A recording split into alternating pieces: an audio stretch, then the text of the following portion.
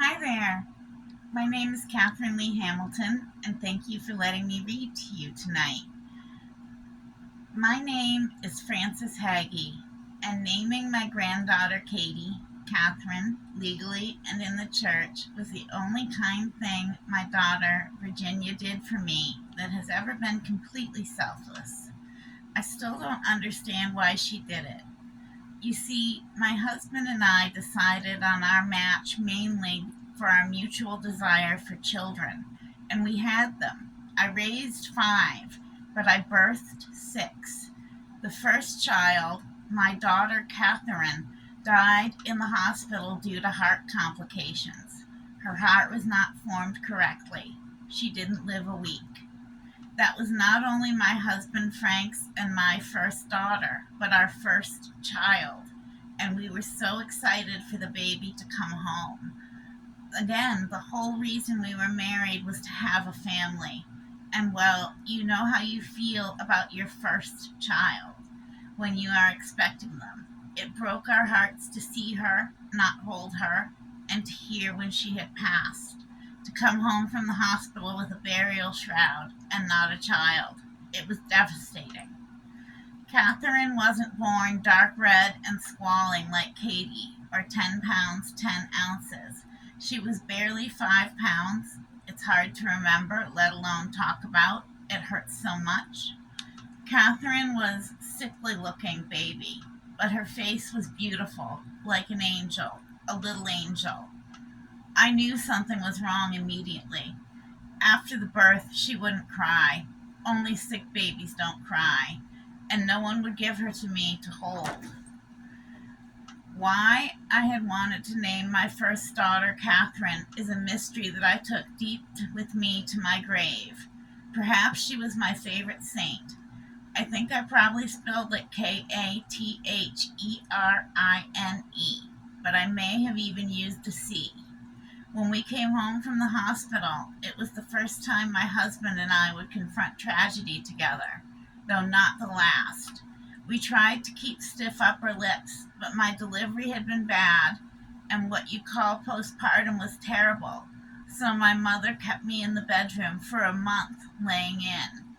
I was haunted in that respite, not knowing if my Kathryn had been baptized before she died or not. Frank had to clean up everything we had set up for the baby. I could see him being stoic, but there were tears in his eyes as he put the bassinet away. Late in her pregnancy, Virginia told me she was naming her baby Kathryn, but that Russ insisted on a different spelling, Kathryn. Virginia was naming her for my Kathryn, for me, and I was delighted and moved to tears. I hugged my daughter and cried, and I can't remember doing that before. And it would prove to be a kind of fate and a prophecy as well, because there would be many nights I would hold and comfort Katie after she had been hurt by her mother.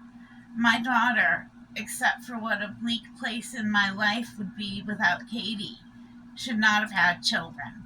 She had no mother stuff in her. So I would whisper to Katie never to tell, but that she was my favorite grandchild, that it was our secret, but I wished she was my daughter instead of Virginia's.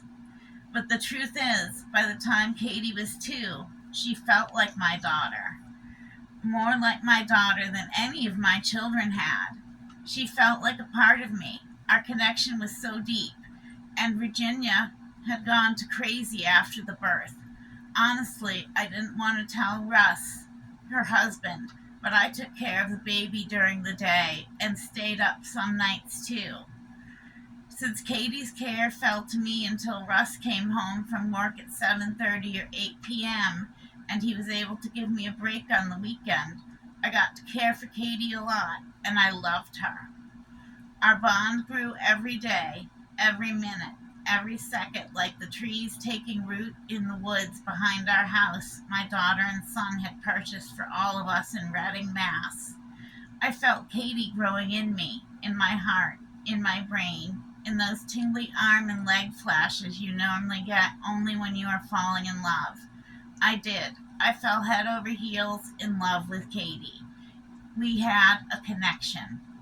Was it because I used my own holy water to consecrate her to the Catholic Church the night she came home from the hospital when the rest of the house was sleeping?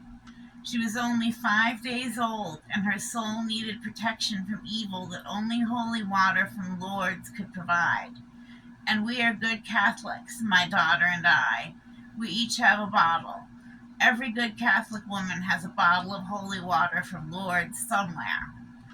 I remember baptizing Katie that mid-October night in her lace pink pajamas, her little body wriggling on my lap as I poured the cool holy water into her thick, newborn black hair, still supporting her neck. I looked at her face, her beautiful face, and it was so like my own Kathryn's. Features similar to uncanny.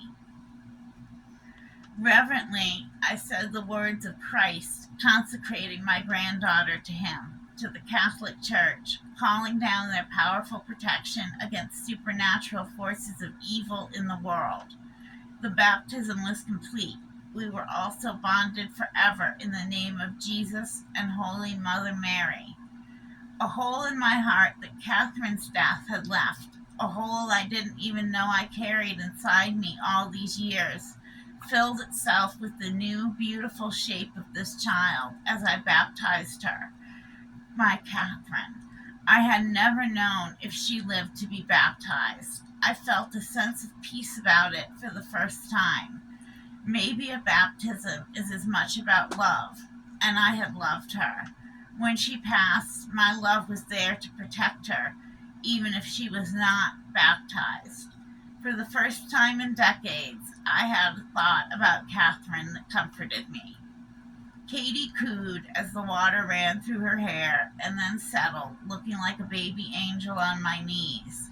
I smiled, cooing back at her, and patted her head dry with a cloth, trusting that the water had done its consecrating work and she was safe from all spiritual threats and evil. Since that night, Katie has been like the daughter I didn't birth, the daughter I wished I had. I have 11 grandchildren, and Katie favors me most and is my favorite. She was and is full of blessings for me. Katie was the gift I didn't even know I wanted most in the whole world until I had her in my life. Every day she blesses me. Her writing, for me, has been a blessing.